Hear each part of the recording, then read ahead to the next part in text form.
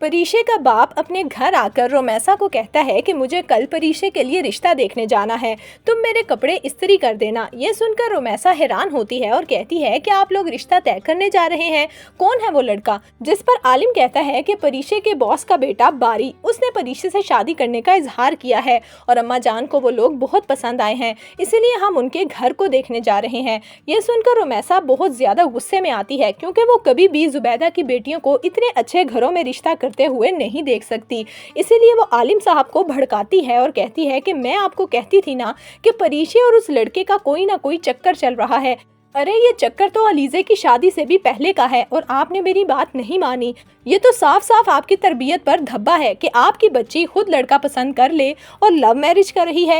ये सुनकर आलिम साहब कहते हैं, रोमैसा अपनी जुबान बंद रखो, कल जा रहा हूँ मैं उनके घर, अगर मुझे पसंद ना आया तो मैं साफ इनकार कर दूंगा और मैं देखता हूँ कि कौन मेरी इजाज़त के बगैर परीशे की शादी करेगा।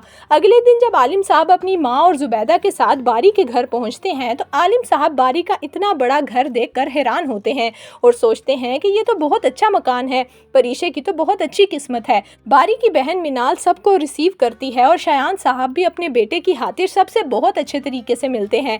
आलिम साहब को आखिरकार शायान साहब और बारी बहुत पसंद आते हैं, इसीलिए वो खुद ही शादी की डेट फिक्स करके आ जाते हैं।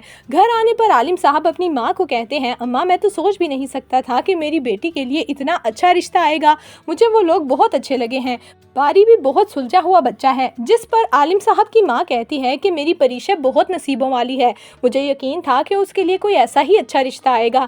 जबकि मिनाल अपने भाई की खुशियों की खातिर हर मुमकिन कोशिश कर रही है कि बारी की शादी उसकी पसंद से हो, लेकिन जब ये बात मिनाल के ससुराल में पता चलती है तो अनाया बहुत शोर मचाती है और गुस्से से अपनी माँ को कहती है कि आप मिनाल को घर से बाहर क्यों नहीं निकाल देती, खुद तो ये आकर मेरे भाई के साथ शादी करके इस घर में बैठ गई है और मुझे बारी से दूर करके उसकी शादी परीशे से करवा रही है।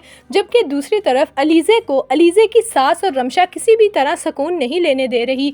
ज़ुहैब घर में एक फिजियोथेरेपिस्ट को बुलाता है जो कि अलीज़े की थेरेपी करवाती है। रमशा अपनी माँ के पास आकर कहती है, अम्मी ये ज़ुहैब ने क्या खोल रखा है, कभी अलीज़े को डॉक्टर के पास ले जाता है और कभी डॉक्टर घर आ जाती है, ये क्या तमाशा चल रहा है। जिस पर ज़ुहैब की माँ कहती है कि मेरे बेटे को तो इस लड़की ने पागल कर दिया है, उसका वक्त भी ज़ाया करती है और पैसा भी। खुद बताओ, जो इतने अरसे से चल ना सकी हो वो यूं 4 दिनों में कैसे अपने पाँव पर खड़ी हो जाएगी। लेकिन ज़ुहैब ने तो ठान ली है कि वो अलीज़े को अपने पैरों पर खड़ा करके ही दम लेगा। तो दोस्तों, आपके ख्याल में क्या रोमैसा हमेशा की तरह परीशे का रिश्ता ख़राब करने के लिए कोई ना कोई चाल चलेगी? आपकी इस बारे में क्या राय है, हमें कमेंट्स में ज़रूर दीजिएगा।